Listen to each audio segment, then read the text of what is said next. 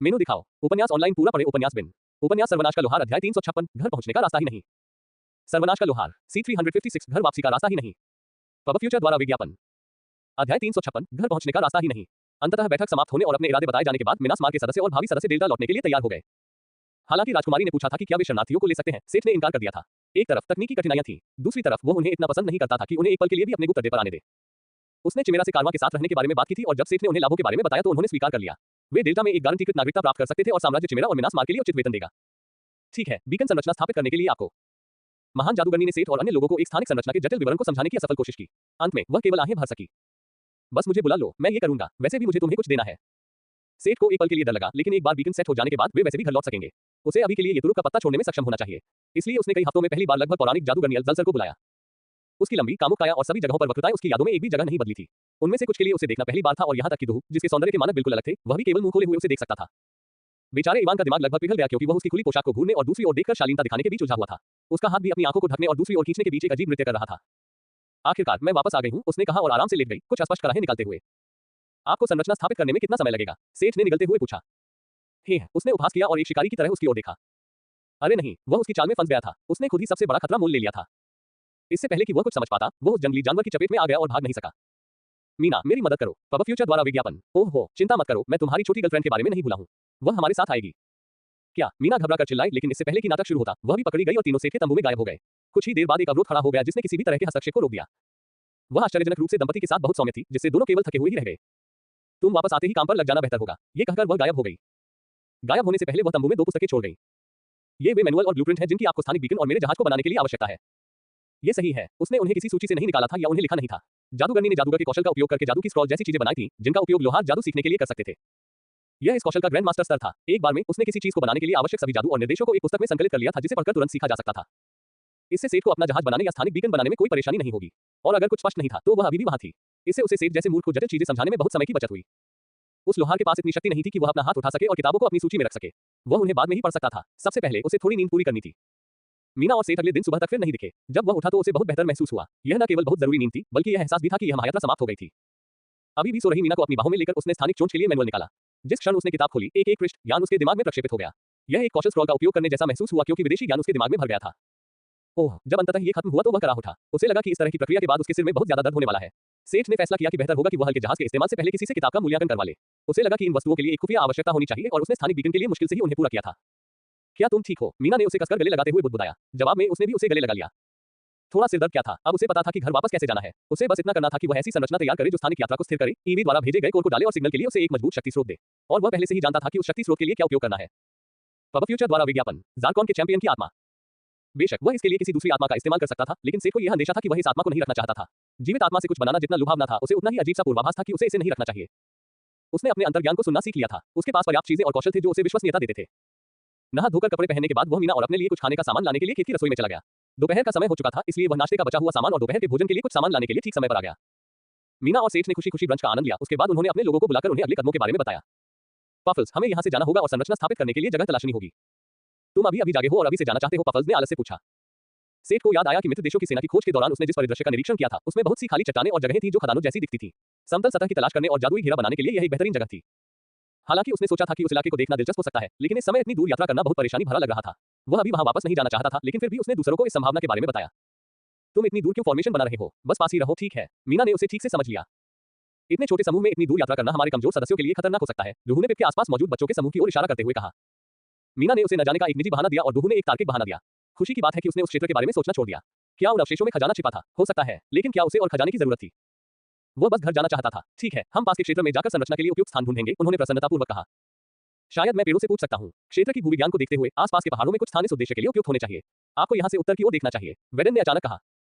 तुम्हें ये कैसे पता? पिप ने दिलचस्पी से पूछा। वह प्रकृति से एक अच्छी जगह के बारे में पूछना चाहती थी, लेकिन इससे पहले कि वह अपनी बात पूरी कर पाती, वेडन पहले ही बोल पड़ा। पब फ्यूचर द्वारा विज्ञापन। मैं राजमिस्त्री नहीं हूँ, लेकिन मैं अभी भी एक बोना हूँ। अगर मैं कुछ सरल भूविज्ञान नहीं कर पाया तो मेरे पूर्वजों को शर्म आएगी, वेडन ने गर्व से उत्तर दिया। वे जिस छोटी पर्वत श्रृंखला में थे, वह उत्तर की ओर बढ़ती गई और ऊंची होती गई। अगर सेठ को सही याद है तो ये पर्वत श्रृंखला की एक शाखा थी जो दक्षिणी जिलों को उत्तर में ओमेगा से अलग करती थी। ठीक है, तो उत्तर की ओर ही जाना है। फिन भी साथ आना चाहती है। पहाड़ खतरनाक होते हैं। फिन अचानक चिल्लाई और सेठ के सिर पर अपनी पारंपरिक सीट पर बैठ गई। एक पल के लिए उसने उसे मना करने के बारे में सोचा। अगर कोई वास्तविक खतरा होता तो वह अदृश्य हो सकता था और पफल्स। सेठ को यकीन नहीं था कि क्या ऐसा कुछ था जो आइविसे के लिए वास्तविक खतरा पैदा कर सकता था। दूसरी ओर फिन छोटा और तेज था। मैं तो लगभग भूल ही गया था, सेठ ने अचानक कहा, जिससे अन्य लोग आश्चर्यचकित हो गए। फिर सांता सेठ ने अपनी सूची से संदूक और बक्से निकालना शुरू कर दिया। उनके अराजक पुनर्मिलन के दौरान लोहार को अभी तक अपने अनुयायियों को अपग्रेड करने का मौका नहीं मिला था। जैसा कि फिन ने उसे याद दिलाया था, वह सबसे पहले एक छोटा सा गहनों का बक्सा पाने वाली थी, जो उसके लिए एक बड़े खजाने के आकार का था। अंदर उसे छोटी सी जोड़ी ग्रीव्स, छद्म, गॉन्टलेट, एक हाथ, 2 चूड़ियां और एक टूथपिक के आकार का सोल पियर्सर मिला। उसकी आंखें चमक उठी क्योंकि सब कुछ उसके आकार के हिसाब से बनाया गया था और छोटे चमड़े के पट्टियों के साथ इसे और भी एडजस्ट किया जा सकता था। सेठ के खत्म होने के बाद वह युद्ध की प्यास से भर गई थी। परी जानवर ने उसके गाल को इतनी कसकर गले लगाया कि उसे लगा कि उसे इससे चोट लग गई है। शायद ये गलत कदम था, सेठ ने सोचा जब उसने परी को उत्साह से हवा में मुक्के मारते हुए देखा। वह कितनी अधिक डरावनी हो जाएगी जब उसके हर प्रहार के साथ राक्षसी ठंडी पतंगे पैदा हो जाएंगी। अगला था माइक, जिसने नई तलवार देते ही उसकी बात सुनना बंद कर दिया। फ्लेमिंग फ्यूरी ने तुरंत उसकी दिलचस्पी पकड़ ली और जब सेठ ने हिंसा के आशीर्वाद के बारे में बताया तो उसका जुनून और बढ़ गया। मुझे लगता है कि आप केवल तलवार से संतुष्ट हैं, शायद मुझे बाकी किसी और को दे देना चाहिए। एक पल के लिए उसने सोचा कि वह अपने बाकी उपकरण रख ले। तलवारबाज यह पागल शायद उसकी मेहनत की कदर नहीं कर पाया। जब माइक ने उसकी बात सुनी तो वह चौंक कर ऊपर देखने लगा और तुरंत अपनी दुम हिलाने लगा। नहीं नहीं, मुझे खेद है, कृपया महान मास्टर स्मिथ, मुझ पर अपनी कृपा बरसाए। इस गंदे कीड़े का अपमान करने का कोई इरादा नहीं था। वह घुटनों के बल गिर गया और विनती करने लगा, लेकिन खुद अपना चेहरा सीधा नहीं रख सका। सेठ भी अपनी हंसी रोक नहीं सका। ठीक है, नाटक बंद करो तलवारबाज, जब मैं समझाऊं तो बस मेरी बात सुनो। इसके साथ ही सेठ ने सभी को नए उपकरण बांटना जारी रखा, यहाँ तक कि माइक को भी उसके बाकी उपकरण मिल गए। लिक्सिस को उसका नया स्टाफ, आई स्विच की अंगूठी और उसके जैसे ही झुमके मिले, जो आग और पृथ्वी के बीच के संबंध के लिए ज्वालामुखी कांच से बने थे। सेठ के पास उस समय कोई विशेष सामग्री नहीं थी, इसलिए उसने बुल्को की जरूरतों पर ध्यान केंद्रित किया जब उसने अपना उपकरण बनाया। उसे एक पूर्ण महाकाव्य चमड़े का कवच मिला, जिसने मुख्य रूप से उसकी स्थिति प्रतिरोध और मनपूल को बढ़ाया। इसके अलावा उसे एक गदा भी मिली जो जादू करने के लिए राजदंड का काम भी करती थी। तो क्या ये लोगों पर प्रहार करने के लिए राजदंड की तरह था? बुल्को अंतिम था और इसके साथ ही यूलकेट के फर को महाकाव्य और उससे ऊपर के उपकरणों के लिए पूर्ण उन्नयन मिला था। अब चूंकि फिन पहले से कहीं अधिक खतरनाक हो गया था, इसलिए उसे लगा कि वे रवाना होने के लिए तैयार है। पब फ्यूचर द्वारा विज्ञापन या दान आप तक और अधिक अध्याय लाने में हमारी सहायता करें। संपर्क टॉस साइट मैप दान करें। मेनू दिखाओ। उपन्यास ऑनलाइन पूरा पढ़े। उपन्यास बिन। उपन्यास सर्वनाश का लोहार अध्याय 357 उत्तरी पर्वत। सर्वनाश का लोहार C357 उत्तरी पर्वत। Ads by pub future. GPT-4 अब स्टॉक एल विश्लेषण और आपको बताएं कि कब खरीदे या बेचें। 755 गुना अध्याय 357 उत्तरी पर्वत। फिन को अपने सिर पर रखकर सेठ पफल पर बैठ गया जो दूर भागने लगा। आइवी सर मैना को बचाने के लिए जमीन पर ही रहा क्योंकि उन्हें यकीन नहीं था कि उन्हें लड़ना होगा या नहीं। वे लगभग 1 घंटे तक चुपचाप यात्रा कर रहे थे, जिससे सेठ को एक बार फिर से प्राप्त ज्ञान पर विचार करने का समय मिल गया। इस ज्ञान को सचेत रूप से याद रखना पहली बार उसके दिमाग में ठूस दिए जाने से अलग था। इस बार उन्होंने वास्तव में सिद्धांतों और चरणों को एक एक करके समझा और अपने अनुभव और ज्ञान के साथ संबंध भी बना पाए। इससे उन्हें कुछ विचार मिले कि कैसे वह उदाहरण के लिए मिनास मार के छल्लों को बेहतर बना सकते हैं। यह एक ऐसा आधार भी था जिसका उपयोग वह इस क्षेत्र में अपने ज्ञान को आगे बढ़ाने के लिए कर सकता था। अब जाकर उसे वास्तव में एहसास हुआ कि यह मैनुअल कितना बड़ा उपहार था। और ये तो बस एक साधारण प्रकाशपुंज था। अल-जलसर के जहाज के लिए मैनुअल उसके लिए क्या लेकर आया होगा। तुम्हें इसे यथाशीघ्र सीख लेना चाहिए, लिच बोला। कभी-कभी उसके कुछ करने या बोलने के बीच बहुत लंबा अंतराल होता था। सेठ को शक होने लगा कि इस तरह से उससे बात करना उस पर उसे कहीं ज्यादा असर डाल रहा है जितना वह स्वीकार करने को तैयार थी। क्या उन चीजों के इस्तेमाल पर कोई प्रतिबंध नहीं है? अंतरिक्ष बीकन ने तो मुझे पहले ही सिरदर्द दे दिया है, उसने मन ही मन कहा। छी, जैसा कि आप जैसे मूर्ख से उम्मीद की जाती है। आपकी वर्तमान बुद्धि क्या है? उम्मा, बिना आइटम के 100 और आइटम के साथ 330। आपकी वस्तुएं वाकई टूटी हुई हैं। वैसे भी मेरे जहाज के लिए न्यूनतम आवश्यकता 300 बुद्धिमत्ता है। आपको सिरदर्द हो सकता है, लेकिन बस इतना ही। ठीक है, जब हम शिविर में वापस लौटेंगे तो मैं इसे सीख लूंगा। उसने हार मान ली। सीथ दी, क्या तुम्हें फिन की बिल्कुल भी याद आई? उसके सिर पर बैठा छोटा जानवर थोड़ी देर बाद अचानक बोल उठा। बेशक मुझे फिन की याद आई। फिन को सेठ की भी याद आती है। फिन को वह समय याद आता है जब हम सिर्फ 3 लोग होते थे। ओह, क्या आपने महान मुझे भी इसमें शामिल किया है? Ads by pub future. हाँ, पफल्स भी शामिल है। ऐसा नहीं है कि हम अलग हो गए थे, फिन। लेकिन तुम हमेशा किसी न किसी काम पर लगे रहते हो और अगर तुम काम नहीं कर रहे हो तो तुम मीना के साथ हो। क्या तुम्हें अब फिन पसंद नहीं है? फिन ने इस बार तुम्हें बचाने की उम्मीद की थी, लेकिन भले ही तुम मुसीबत में हो, फिन चमकने के लिए समय पर नहीं आ सकता। परी उसके सिर पर घेरे बनाते हुए बड़बड़ाती रही। उद्धरण चिन्ह डॉट डॉट डॉट। मुझे खेद है फिन, शायद मैं काम में थोड़ा ज्यादा व्यस्त हो गया था। चलो भविष्य में साथ में और खेल खेलते हैं, या शायद तुम मेरे साथ कार्यशाला में आ सकते हो। वास्तव में हाँ, तुमने यही कहा। जरूर, तुम मुझ पर शक क्यों कर रहे हो? वाह, सेठ से भावनात्मक रूप से वादा लेने के बाद परी अपनी यात्रा में बहुत खुश हो गई। इस बीच सेठ ने अपने less than map greater than पर नजर रखी हुई थी, लेकिन अभी तक कोई उपयुक्त भूभाग नहीं था। बस छोटी-छोटी घाटियां और पहाड़ थे। जब वे वास्तविक पर्वत श्रृंखला में प्रवेश कर गए तभी उन्हें उपयुक्त भूभाग मिला। ये लगभग समतल पठार था। सेठ इस संरचना को चट्टान की सतह पर उकेरना चाहता था क्योंकि इससे समग्र कार्य को स्थिर करने में मदद मिलेगी। पफल्स उड़कर चौड़े स्थान पर उतरे और सेतु स्थान की जांच करने के लिए उतरा। ये ठीक लगता है, मैं इसका रेखाचित्र बनाना शुरू करूंगा। आप लोगों को खतरे के लिए क्षेत्र का निरीक्षण करना चाहिए, उन्होंने कहा और चाक निकाल लिया। पफल्स और फिन चले गए जबकि सेठ ने जटिल रेखाएं और ज्यामितीय पैटर्न बनाना शुरू कर दिया। वह आधा काम कर ही रहा था कि उसने अपने पीछे कदमों की आहट सुनी। हो, ये काफी जटिल लगता है। तुम यहाँ क्या कर रहे हो? सेठ ने पलटकर देखा तो एक आदमी जादूगर जैसा दिख रहा था। उसके कपड़े काफी जादुई और महंगे लग रहे थे, लेकिन वे गंदे और फटे हुए थे। मैं घर लौटने के लिए अंतरिक्ष बीकन स्थापित कर रहा हूँ। आप क्या सोचते हैं? ऐसा लगता है कि आपके अच्छे दिन थे। सेठ ने रेखाचित्र बनाना बंद नहीं किया और खुलकर उत्तर दिया। Ads by pub future. वाह, आपके पास तो इस दुनिया में पहले से ही ऐसी तकनीक है। बूढ़े आदमी ने मासूमियत से पूछा। पहला मुफ्त है, इससे ज्यादा के लिए पैसे देने होंगे। सेठ ने मुस्कुराते हुए जवाब दिया। उसने खांसने से पहले दूसरे को आश्चर्य से निगलते हुए सुना। कृपया मेरी दखलंदाजी को क्षमा करें, कोई नुकसान नहीं हुआ, इसकी चिंता मत करो। इसके बाद एक अजीब सी खामोशी छा गई जिसे पफल्स ने पठार पर झपट्टा मारकर तोड़ दिया। आगंतुक चौंक कर पीछे हट गया लेकिन भागा नहीं। बुरी खबर, कुछ लोग कुछ घाटियों की दूरी पर एक विशालकाय चट्टान से लड़ रहे हैं।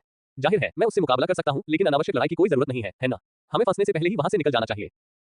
वह विशालकाय चट्टान सचमुच बहुत बड़ी है। फिन मुश्किल से उसका सिर देख पा रही थी। वह पहाड़ जितना ऊंचा है। फिन ने अपने छोटे हाथों से बेतहाशा इशारे करते हुए बताया। सेठ ने उस लतपथ जादूगर की ओर देखा जो अजीब तरह से दूर की ओर देख रहा था। तो मुझे बताओ, क्या तुम उस विशालकाय चट्टान का शिकार कर रहे हो या तुमने गलती से उसे उकसा दिया? क्या मुझे नहीं पता कि आप किस बारे में बात कर रहे हैं? रॉक जायंट, वह क्या है? इसके बारे में कभी नहीं सुना। आप जानते हैं, अगर आप मेरे साथ ईमानदार रहेंगे तो मैं आपकी मदद कर सकता हूँ, सेठ ने आकर्षक आवाज में कहा। ऐसा कोई तरीका नहीं था जिससे वह ऐसे ही उनकी मदद कर सके। इन लोगों की मदद करने के बारे में सोचने का सबसे बड़ा कारण ये चट्टान ही थी। बेशक वह इस संरचना के लिए कोई नई जगह भी नहीं खोजना चाहता था। कहा गया कि रॉक जायंट ने अभी-अभी अपने ऑटो मैपिंग की सीमा में कदम रखा था और सेठ को आश्चर्य हुआ कि यह एक चलता फिरता अयस्क भंडार था। जो उसने पहले देखा था उससे बिल्कुल अलग। ये सुनहरा था, मानो ये बता रहा हो कि यह कितना खास था। वह इस मामले से कैसे आसानी से दूर जा सकते थे, खासकर तब जब कोई दूसरी पार्टी थी जो घाटे को झेल सकती थी और मुनाफे के लिए उसे निचोड़ा जा सकता था।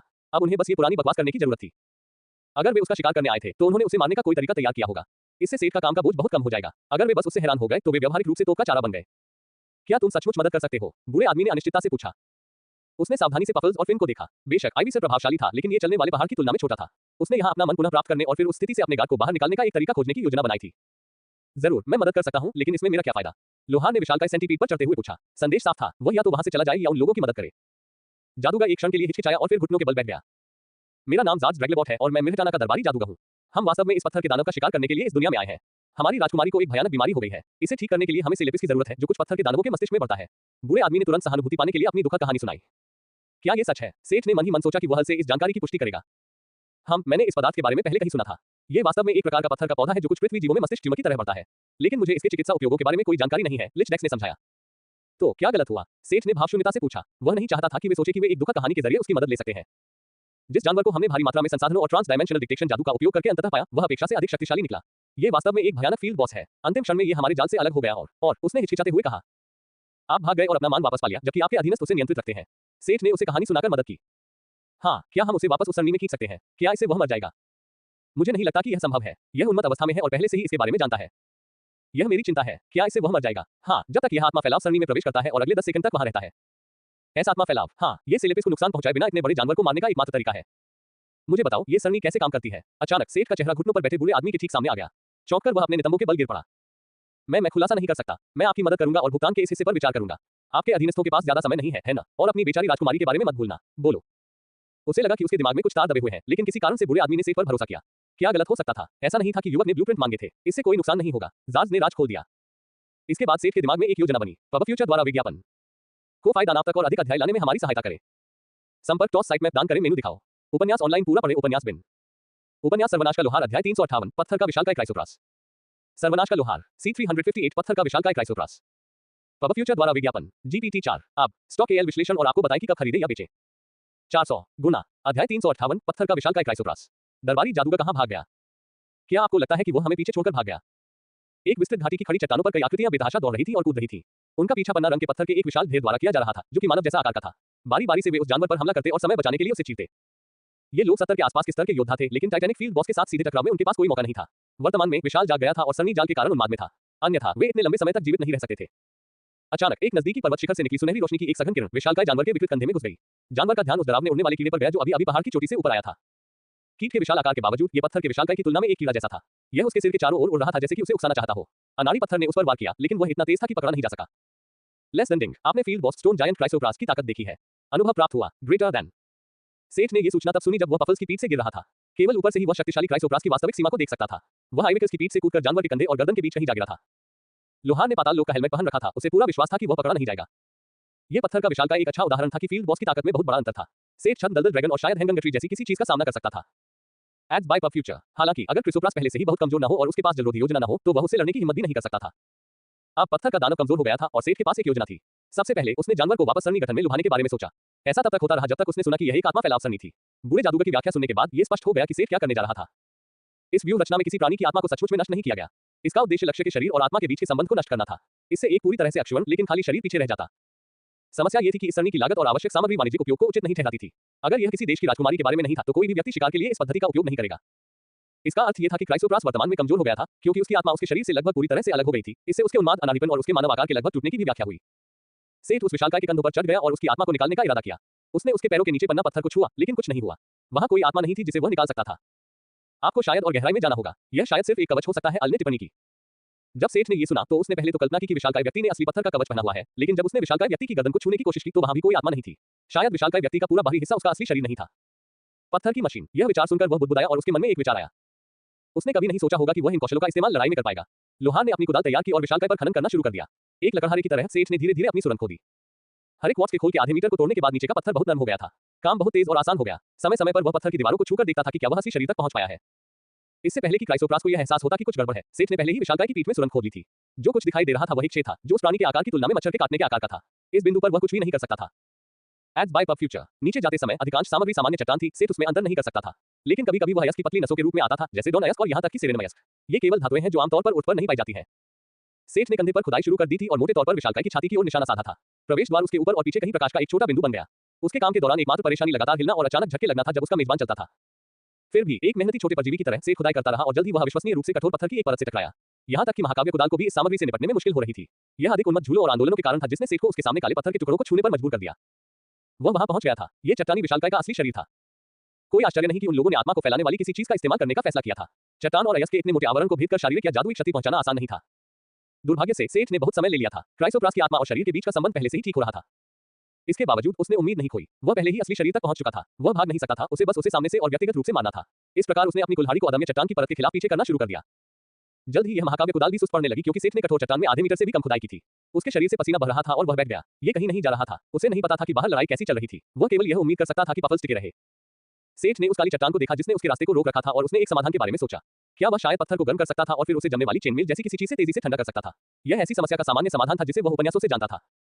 लेकिन क्या यह इस तरह की सुरंग में काम करेगा? एच नहीं चाहता था कि सब कुछ उसके ऊपर टूटकर गिर जाए। फिर उसने अपनी मूर्खता पर खुद को माथा पीट लिया। उसे सबसे सरल समाधान के बारे में एक आभास हुआ। यह हमेशा से ही था। यह उनके मुख्य कौशलों में से एक था, बस उन्होंने इसका इस तरह से कभी इस्तेमाल नहीं किया था। आत्मा हथियार। लोहार आसानी से एक शुद्ध आत्मा हथियार बना सकता था जो लक्ष्य की रक्षा को अनदेखा कर देगा और सीधे आत्मा को नुकसान पहुंचाएगा। यह सोल डिस्पर्शन एरे के समान ही सिद्धांत था, बस आत्मा को सीधे नुकसान पहुंचाया गया था और सिर्फ डिस्नेक नहीं किया गया था। एक बार जब उसे पता चल गया कि क्या करना है, तो उसने तुरंत उसे क्रियान्वित कर दिया। सेठ ने अपनी निहाई को बुलाने के लिए पर्याप्त जगह बनाई और एक बड़े सांप की आत्मा को एक लंबे भाले में ढालना शुरू कर दिया। आत्माओं से बने ये आत्मा के हथियार किसी हथियार के भूत की तरह दिखते थे। वे मन सफेद या नीले रंग की चमक के साथ पारदर्शी थे। लेस देन आत्मा भाला। दुर्लभ। आत्मा क्षति 1200। शिल्पकार स्मिथ द्वारा निर्मित एक अलौकिक हथियार। वस्तु की प्रकृति के अनुसार ये किसी भी बचाव को अनदेखा कर देगा और आत्मा को सीधा नुकसान पहुंचाएगा। Greater than. वर्णन देखने में बहुत अच्छा नहीं था, लेकिन इसे बहुत खास भी नहीं माना जाना चाहिए था। सेठ का इरादा विशालकाय की आत्मा को नष्ट करने का नहीं था। वह बस उसे कमजोर करके ऐसी स्थिति में लाना चाहता था कि वह उसे काट सके। उसने भाले से उस काले पत्थर पर वार किया जो उसके रास्ते में बाधा बन रहा था और वह उसमें धंस गया। यह एक अजीब अनुभूति थी जो उसके पहले के किसी भी अनुभव से बिल्कुल अलग थी। मानो वह हथियार को टोफू के एक विशाल टुकड़े में धकेल रहा हो। कुछ प्रतिरोध हुआ, लेकिन भूतिया हथियार पत्थर में धंसता चला गया। उसकी हरकतों के नतीजे भी सामने आए। जब उसने असली शरीर पर कुदाल से वार किया था, तब जो कंपन हुआ था, उससे बहुत अलग अब सब कुछ भूकंप की तरह हिल रहा था। सेठ को भाले को पकड़कर जल्दी से निहाई को वापस बुलाना पड़ा ताकि वह उसे कुचल न दे। इधर उधर फेंके जाने से भाला हिलने लगा और पत्थर के दानव की आत्मा को और भी ज्यादा नुकसान पहुंचा। इससे दानव दर्द से और भी ज्यादा छटपटाने लगा। एक बार जब वह फिर से अपने पैर जमा लेता है तो सेठ एक ही झटके में भाले को बाहर निकालता है और फिर पूरी ताकत से उसे फिर से अंदर घुसा देता है। वह ऐसा करता रहता है और बार बार आत्माओं की जांच करता रहता है। लोहार को लगभग बुरा लगा। उस दानव ने उसे नाराज नहीं किया था और वह हजारों घावों से मरने के बजाय उसे जल्दी से खत्म कर देना पसंद करता। हालांकि अब पीछे हटने का कोई रास्ता नहीं था। अंततः उसे पता ही नहीं चला कि कितना समय बीत गया था। आत्मा को इतनी क्षति पहुंच चुकी थी कि सेठ उसे प्राप्त कर सकता था।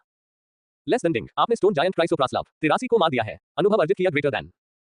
लेस देन डिंग। अब आप लव 60 पर हैं। Greater than. पब फ्यूचर द्वारा विज्ञापन को फायदा नाम तक और अधिक अध्याय लाने में हमारी सहायता करें। संपर्क टॉस साइट में दान करें, मेनू दिखाओ। उपन्यास ऑनलाइन पूरा पढ़े। उपन्यास बिन।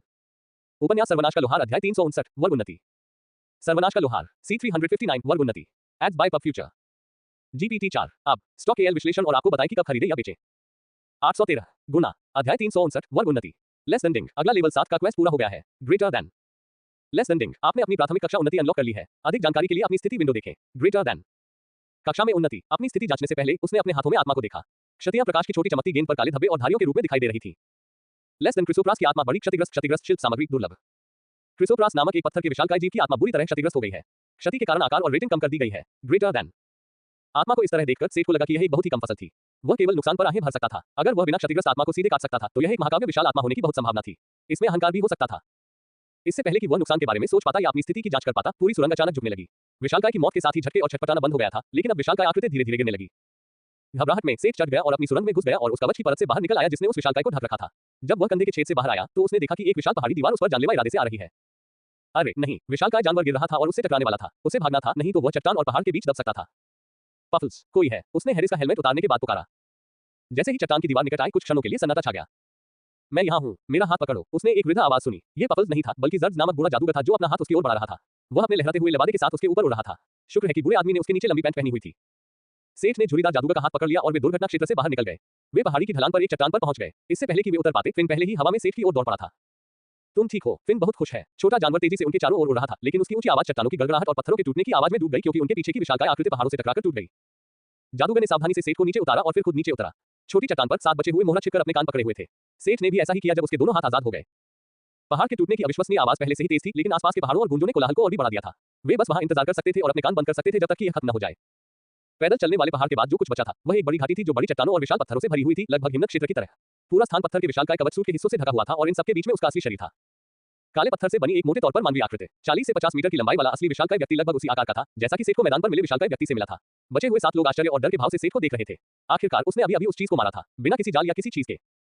सर, हम आपके साथ शरीर के बारे में बहस नहीं करेंगे, हमें केवल इसके सिर से लेपिस चाहिए, जादूगर ने पास आकर कहा। सेठ को याद आया कि उसने तो अपना परिचय भी नहीं दिया था। आप मुझे सेठ स्मिथ कह सकते हैं। आप ये चीज ले सकते हैं, लेकिन पहले ये बताइए कि मेरा पालतू जानवर कहाँ है। उसने इधर उधर देखा और कुछ ही क्षणों बाद उसे उत्तर मिल गया। उम्मा, हम नहीं जानते। उसने कहा था कि उड़ने से पहले वह तुम्हें ले आए। जादूगर ने शर्मिंदा होकर उत्तर दिया। Ads by pub future. ठीक है, जब तक वह ठीक है तब तक सब ठीक है। सेठ ने कंधे उचकाए और विषय पर वापस आ गया। बताओ, तुम उस चीज को उसके सिर से कैसे निकालोगे? इसकी त्वचा इतनी सख्त है कि इसने मेरी कुदाल को भी कुंद कर दिया है।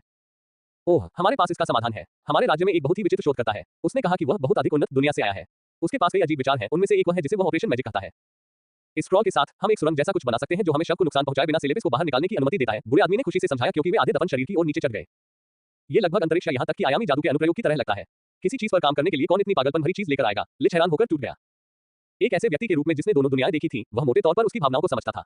उच्च स्तर के जादू वाले दुनिया के लोग उपचार जादू से लगभग किसी भी समस्या को हल कर सकते थे। केवल कुछ ही मुद्दे थे जिनका जादू या सिस्टम फंक्शन ध्यान नहीं रख सकते थे। आधुनिक विज्ञान के दृष्टिकोण से शरीर के ऊतकों को चीरकर शरीर को खोलने की चिंता किए बिना किसी विशिष्ट क्षेत्र में सीधे ऑपरेशन करना क्रांतिकारी होगा। सिद्धांत दिलचस्प लग रहा था, लेकिन क्रियान्वयन लगभग अवास्तविक था। जाज ने विशालकाय के सिर पर स्क्रॉल का इस्तेमाल किया और निर्दिष्ट क्षेत्र में खोपड़ी बस गायब हो गई।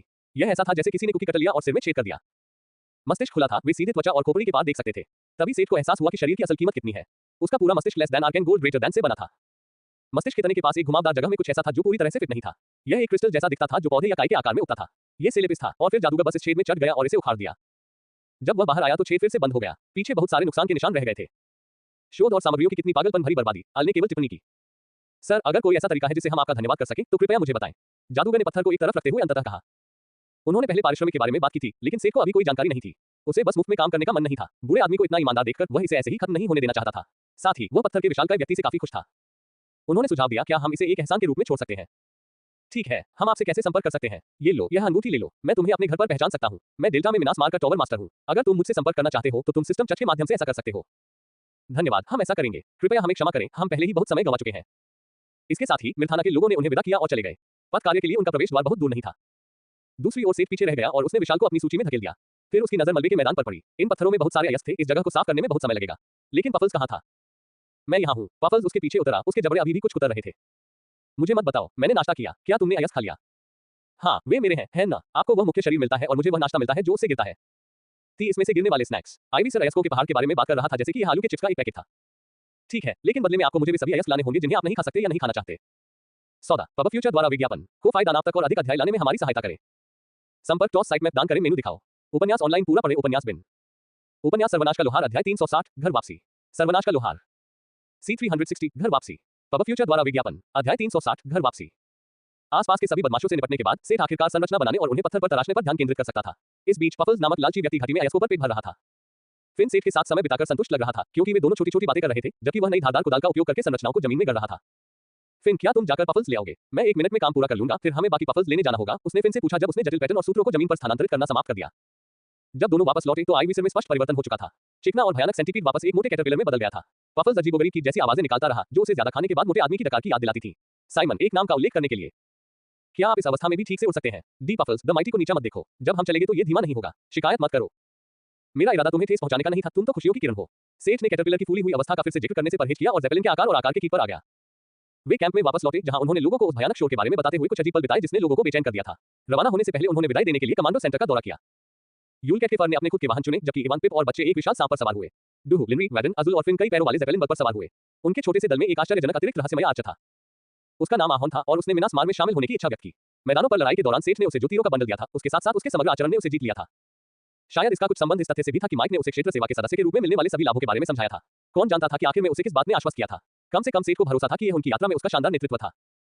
पब फ्यूचर द्वारा विज्ञापन। सभी लोग विभिन्न पालतू जानवरों और जानवरों पर सवार होकर निकल पड़े और कुछ घंटों बाद अपने टेलीपोर्ट स्थान पर पहुंच गए। रात पहले ही काफी हो चुकी थी, लेकिन ये कोई समस्या नहीं थी क्योंकि सेठ ने कारवां के लिए बनाए गए कुछ तात्कालिक नाइट विजन उपकरण साझा किए थे। पार्टी के सदस्य सपाट चट्टान की सतह पर उकेरी गई विशाल संरचना को देखकर आश्चर्यचकित हो गए। चट्टान पर साफ और तीखी रेखाएं उकेरी गई थीं, जैसे लकड़ी पर नक्काशी की गई हो। डेल्टा के लोगों जैसे आर्च और इवान ने सोचा कि यह किसी सीएनसी मशीन का काम है। ठीक है, सभी लोग बाहरी घेरे में तितर-बितर हो जाएं और भीतरी घेरे में प्रवेश न करें। सेठ ने उन्हें चेतावनी दी इससे पहले कि वह गठन के केंद्र में एक अवकाश पर कदम रखे। यह एक बिल्कुल चौकोर आकार था और ईवी द्वारा भेजी गई सुनहरी प्लेट पूरी तरह से फिट हो गई। अब सबसे महत्वपूर्ण हिस्सा आया, वह प्लेट को संरचना में डालेगा और फिर उसे शक्ति प्रदान करने के लिए चैंपियन की आत्मा को उससे जुड़ेगा। एक बार जब बिजली का स्रोत स्थापित हो जाता है तो बीकन अंतरिक्ष के माध्यम से एक संकेत भेजेगा। अगर सब कुछ वैसा ही होता जैसा अल जल्सर ने अनुमान लगाया था तो ईवी टावर सिस्टम पर नजर रखेगी और बीकन की आवृत्ति की तलाश करेगी। फिर मिनास मार उनके स्थान पर लॉक हो सकता है और उनके स्थान पर एक वर्महोल खोल सकता है। यह संरचना इस वर्महोल को स्थिर कर देगी ताकि वे इससे होकर सुरक्षित रूप से यात्रा कर सकें। लोहार ने अपनी बेल्ट पर लगी थैली से जीवित आत्मा को निकाला जो उसके संग की अभिशाप से सीलबंद थी और उसे सावधानीपूर्वक प्लेट पर रखा। कम से कम ये हिस्सा तो सरल था। इस तरह की जटिल संरचनाओं का मेकअप आधुनिक सर्किट बोर्ड के समान था। सेठ को बस आत्मा को पावर इनपुट से जोड़ने की जरूरत थी ताकि वह इसे सक्रिय कर सके। फिर जैसे ही जादू सामने आया वह जल्दी से पीछे हट गया। या सामने आना ही था। कुछ नहीं हुआ, इसे कुछ समय दीजिए, अल ने आश्वस्त किया। वे इंतजार करते रहे। इसमें कुछ समय लगा लेकिन आखिरकार संरचना चमकने लगी। संरचना के डोडेकाग्राम के 12 सिरों से प्रकाश की किरणें उभरी और हवा में किसी चीज पर टिक गई। किरणों के बीच 12 पक्षीय बहुभुज के आकार का एक लगभग गोल पोर्टल खुल गया। देखो, मैंने तुमसे कहा था, लिच ने आत्मसंतुष्ट होकर टिप्पणी की जबकि हर कोई आश्चर्य से देख रहा था कि क्या हो रहा था। पोर्टल को रस्सियों द्वारा घसीटा गया और वह संरचना के केंद्र में रुक गया। तुम लोग क्या कर रहे हो? बस इसे घूर रहे हो। यह अब स्थिर है। संरचना बिगड़ने से पहले जल्दी से निकल जाओ। सभी ने भीड़ को चेतावनी दी। पत्थर की सतह पर उकेरी गई रेखाएं उस ऊर्जा से लाल गर्म चमक रही थी जो वे प्रवाहित कर रही थी। एक बार जब कोई चीज सरल हो जाती है तो वह मार्ग को अस्थिर कर सकती है। जल्दी से उन्होंने उन लोगों को भेजना शुरू कर दिया जो घर लौटने के लिए सिस्टम टेलीपोर्ट का उपयोग नहीं कर सकते थे। सबसे पहले पिप और बच्चे थे, फिर लिनरी, वेडन, अजुल और इवान। चून की अंतरिक्ष सुरंग अभी भी स्थिर थी इसलिए यूल्का के फर्स्ट सेठ, तीरंदाज और दुहु एक साथ चले गए। जादुई मीनार के जाने पहचाने प्रवेश द्वार पर लौटे हुए सेठ के कंधे से एक बहुत बड़ा बोझ उतर गया। उसने देखा कि वहां खड़े बच्चों का झुंड, वेडन और लिनरी आश्चर्य से इधर-उधर देख रहे थे। इवान, अजुल, दुहु और तीरंदाज बच्चों से ज्यादा बेहतर नहीं थे। उसने ऐसा किया, ये खत्म हो गया था। वह आखिरकार घर लौट आया था और उसने अपने वादे पूरे किए। चाहे ये राहत की बात थी या पहले की लड़ाई से थकान, सेठ को नहीं पता था, लेकिन अचानक दुनिया उसके सामने अंधकार में हो गई। घर लौटे ही लोहार बेहोश हो गया। अल्पविराम, उसके शरीर में हल्की गर्माहट फैल गई। उसे ठीक से बिस्तर पर सोए हुए कितना समय हो गया था। जब उसने अपनी आंखें खोली तो उसे एक जाना पहचाना कमरा दिखाई दिया। सेठ टावर मास्टर के क्वार्टर में अपने बिस्तर पर था। क्या ये सब सिर्फ एक बुरा सपना था? वह चाहता था कि ऐसा ही हो, लेकिन उसकी स्थिति ने उसे कुछ और ही बताया। वह लव 0.60 पर था और कोने में एक छोटा सा बटन था जिसे उन्नति विकल्प कहा जाता था। जब वह स्तर ऊपर हुआ तो उसने अपने दिमाग में यह बात डाल दी थी। उस समय स्थिति थोड़ी बहुत अस्त-व्यस्त थी, लेकिन अब उसे आखिरकार सोचने का समय मिल गया था। हालांकि वह घर लौट आया था, लेकिन उसका काम यही खत्म नहीं हुआ था। उसे लिनरी, वेदांत, टावर मास्टर के रूप में अपने कर्तव्यों और सबसे महत्वपूर्ण रूप से अल जल्सर के लिए जहाज का ख्याल रखना था। सेठ ने बिस्तर से उठे बिना कुछ करने का फैसला किया। Class advancement. उसने बटन पर क्लिक किया और उसे less than spirit blacksmith greater than के लिए क्लास एडवांसमेंट के विकल्प दिखाए गए। उसे आश्चर्य हुआ कि जादूगरों या तलवारबाजों की तरह उन्नत वर्ग में बदलाव करने जैसा कुछ नहीं था। उसके लिए ऐसे वैकल्पिक गुण थे जिन्हें वह अपनी कक्षा की विशेषज्ञता को मजबूत करने के लिए चुन सकता था। पब फ्यूचर द्वारा विज्ञापन। लेस देन लोहा का खून, विशेषता ग्रेटर देन। लेस देन शिल्पकार का रक्त, विशेषता greater than. Less than necromancer का रक्त, विशेषता ग्रेटर देन। लेस देन आविष्कारक का रक्त, विशेषता ग्रेटर देन। इनके लिए विवरण छोटे और अस्पष्ट थे, लेकिन कम से कम उनमें कुछ लेस देन आर्क के परिजन ग्रेटर देन के विपरीत थे। संक्षेप में उन्होंने उन विभिन्न क्षेत्रों को बढ़ावा दिया जिनसे उनकी कक्षा संबंधित थी। लोहार की यह विशेषता उसके लोहार कौशल की शक्ति और उसके द्वारा बनाई गई वस्तुओं के प्रदर्शन को और मजबूत करेगी जिन्हें कवच या हथियार के रूप में गिना जाता है। शिल्पकार की विशेषता कम विशिष्ट थी और वह सभी शिल्प कौशल को बढ़ा सकता था, लेकिन लोहार की तुलना में कम दर पर। बदले में लेस देन जादू ग्रेटर देन या लेस देन सिलाई ग्रेटर देन जैसे उसके कौशल को भी बढ़ावा मिलेगा। नेक्रोमेंसर की विशेषता आत्माओं के साथ काम करने से जुड़ी थी। विवरण सबसे अस्पष्ट था, लेकिन सेठ ने अनुमान लगाया कि इससे उसकी आत्मा से संबंधित कौशल की शक्ति बढ़ जाएगी जैसे less than spirit capture greater than. अंत में आविष्कारक की विशेषता थोड़ी स्पष्ट थी क्योंकि यह किसी निश्चित क्षेत्र के कौशल को प्रभावित नहीं करती थी, बल्कि उन कौशलों की शक्ति को प्रभावित करती थी जिनका उपयोग चीजों का आविष्कार करने के लिए किया जाता था। इसके बाद इसने हथियारों या कवच के बजाय उपकरणों के प्रदर्शन को भी बढ़ाया। सेठ को यह पता नहीं था कि यह विशेषता उसमें कहां से आए। क्या उसमें चीजों का आविष्कार करने का कौशल था? पूर्व, तुम वाकई शीशे की तरह घने हो। तुम्हारे पास less than blueprint greater than है ना? और तुम्हारी स्मृति का एक हिस्सा वह गोलेम है जिसे तुम सिरबेरस कहते हो। जिस व्यक्ति से तुम्हें वह वर्ग विरासत में मिला था, वह स्पष्ट रूप से सिर्फ हथियार बनाने से कहीं ज्यादा में माहिर था। वरना मैं तुम्हें वह मैनुअल क्यों देता? लिच ने बढ़ाया। ये समझ में आता है। अब तक सेठ अनजाने में अपनी क्षमताओं के इस हिस्से से बचता रहा था। वह कभी उन लड़कों में से नहीं था जो मशीन चलाने का सपना देखते थे। सेठ ने शुरू में लोहार की कक्षा नहीं चुनी होगी। अब आपके पास समय है, आपको मैनुअल पढ़ना चाहिए। मुझे यकीन है कि आप समझ जाएंगे कि आपको यही गुण क्यों चुनना चाहिए। क्या आप निश्चित हैं कि ऐसा नहीं है क्योंकि इसका मतलब ये होगा कि आपका जहाज अधिक शक्तिशाली होगा? अल्पविराम। लिच ने केवल इतना ही उत्तर दिया जिससे उसे और भी यकीन हो गया कि वह सही था। हालांकि वह उसकी सलाह को इतनी आसानी से खारिज नहीं करेगा। जादूगरनी की बात मानकर सेठ ने वह मोटी किताब निकाली जिसमें बताया गया था कि जादूगरनी को बर्तन कैसे बनाना है। PS, नववर्ष की शुभकामनाएं। कैरेट। पब फ्यूचर द्वारा विज्ञापन को फायदा नाम तक और अधिक अध्याय लाने में हमारी सहायता करें। संपर्क टॉस साइट में दान करें।